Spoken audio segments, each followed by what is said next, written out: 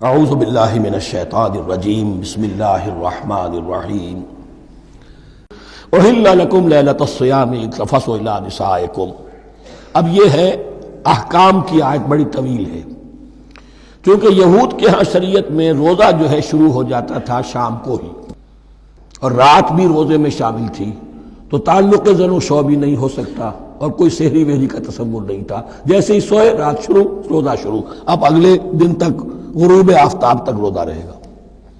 ہمارے ہاں روزے میں نرمی کی گئی ہے، ایک تو یہ کہ رات کو اس سے خارج کر دیا، روزہ دن کا ہے، اور رات کے وقت تعلق زن و شو بھی ہے، کھانا پینا بھی ہے، جو پابندیاں روزے کی ہیں وہ سب اٹھ گئی۔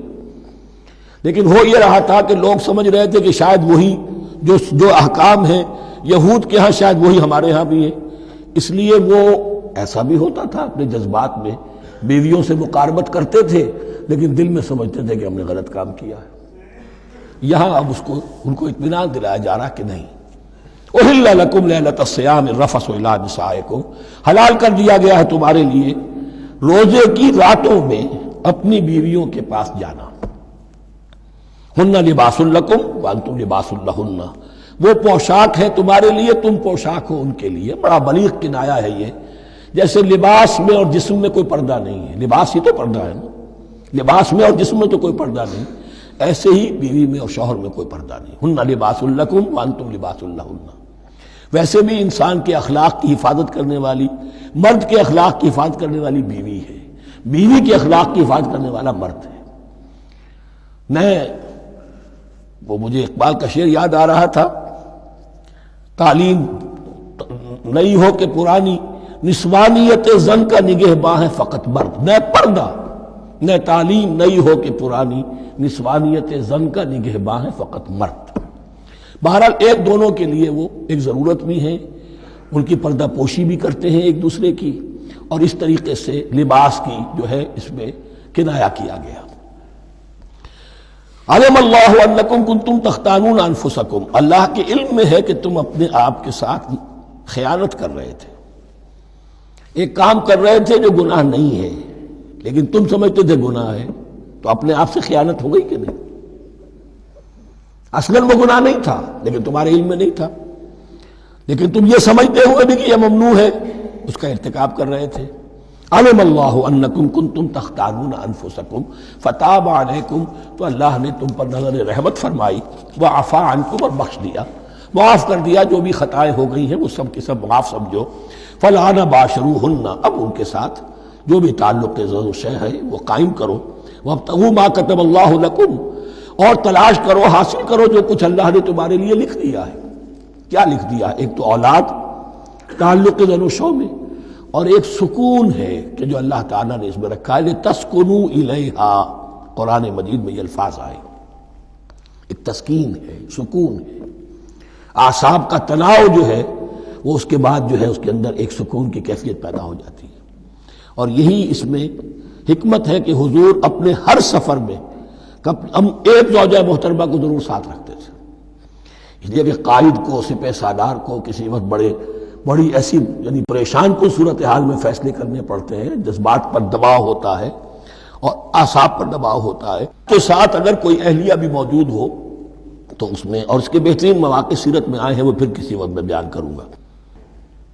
وابتغوا ما كتب الله لكم وكلوا واشربوا حتى يتبين لكم الخيط الابيض من الخيط الاسود من الفجر، اور کھاؤ اور پیو یہاں تک کہ واضح ہو جائے تمہارے لیے سفید دھاری فجر کی سیاہ دھاری سے، یعنی یہ پاؤں پھٹنے کے لیے استعارہ ہے کہ جب سفیدہ نمایاں ہوتا ہے ایک لکیر کی طرح، پاؤں پھٹ گئی، اس وقت تک کھانے پینے کی چھوٹ ہے، سحری جو ہے آپ کر سکتے ہیں، بلکہ کلو واشربو، کھاؤ اور پیو، اور اس کی حدیث میں تاکید آئی ہے، اور یہ بھی فرمایا ہمارے اور یہود کے روزے کے مابین سحری جو ہے وہ فرق ہے۔ تسحروا فإن فی السحور برکہ، سحری ضرور کیا کرو اس لیے کہ سحری میں برکت ہے۔ ثم اتموا الصیام الی اللیل، پھر رات تک روزے کو پورا کرو۔ اب رات تک میں اکثر فقہا کے نزدیک غروب آفتاب مراد ہے، اہل تشیع اس سے ذرا آگے جاتے ہیں کہ رات کا لفظ آیا ہے تو ذرا اور غروب آفتاب پر چند منٹ گزر جائے، لیکن ہمارے اہل سنت کے ہاں غروب آفتاب جو ہے وہی گویا کہ یہ اس کی غایت ہے۔ وَلَا تُبَاشِرُوهُنَّ وَأَنْتُمْ عَاكِفُونَ فِي الْمَسَاجِدِ، لیکن یہ رعایت جو تمہیں دی جا رہی ہے اس میں ایک استثناء ہے، جب تم معتکف ہو مسجدوں میں تو پھر اپنی بیویوں سے کوئی تعلق قائم نہ کرو۔ وَلَا تُبَاشِرُوهُنَّ، مت ان سے مباشرت کرو، وَأَنْتُمْ عَاكِفُونَ فِي الْمَسَاجِدِ، جبکہ تم مسجدوں میں اعتکاف میں ہو، آخری عشرے میں جو اعتکاف ہوتا ہے۔ تِلْكَ حُدُودُ اللَّهِ فَلَا تَقْرَبُوهَا، یہ اللہ کی حدود ہے، ان کے قریب مت جاؤ۔ بعض جگہ پر آتا ہے فلا تعتدوها، ان حدود کو عبور نہ کرو، ان سے تجاوز نہ کرو۔ تو حرام تو یہی شے ہوگی کہ حدود سے تجاوز کیا جائے، لیکن احتیاط اس میں ہے to keep at a safe distance, ذرا دور رہو۔ آخری حد تک چلے جاؤ گے تو اندیشہ ہے کہ کہیں اس حد کو کراس نہ کر جاؤ۔ فلا تقربوها، اللہ کے حدود سے ذرا ایک سیف ڈسٹینس کے اوپر رہنا ضروری ہے۔ کذالک یبین اللہ آیاتہ للناس، اسی طرح اللہ تعالیٰ واضح کرتا ہے اپنی نشانیاں لوگوں کے لیے، لعلہم یتقون، تاکہ وہ تقوی کی روش اختیار کر سکیں، بچ سکیں۔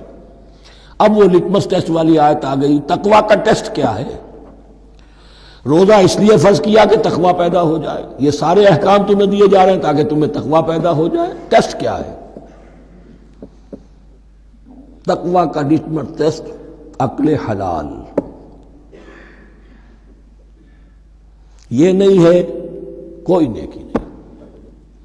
وَلَا تَأْكُلُوا أَمْوَالَكُمْ بَيْنَكُمْ بِالْبَاطِلِ، اپنے مال آپس میں باطل طریقوں سے ہڑپ نہ کرو۔ وَتُدْلُوا بِهَا إِلَى الْحُكَّامِ، اور اپنے مال کو ذریعہ نہ بناؤ حکام تک پہنچنے کا۔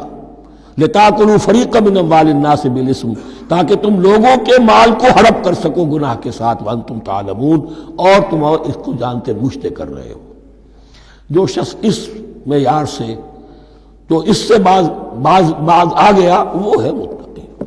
یہ لٹمس ٹیسٹ ہے، ورنہ نمازوں کی تعداد، روزوں کی تعداد اور حرام کھانا تو تقویٰ نہیں۔ یہ میں حیران ہوتا ہوں کہ اب اس پر کبھی غور نہیں کیا ہے لوگوں نے کہ یہ آیت کہاں سے آ گئی درمیان میں۔ روزے کے احکام اور اس کے بعد قتال کے احکام بھی شروع ہوں گے، حج کے احکام شروع ہوں گے، یہ بیچ میں آیت۔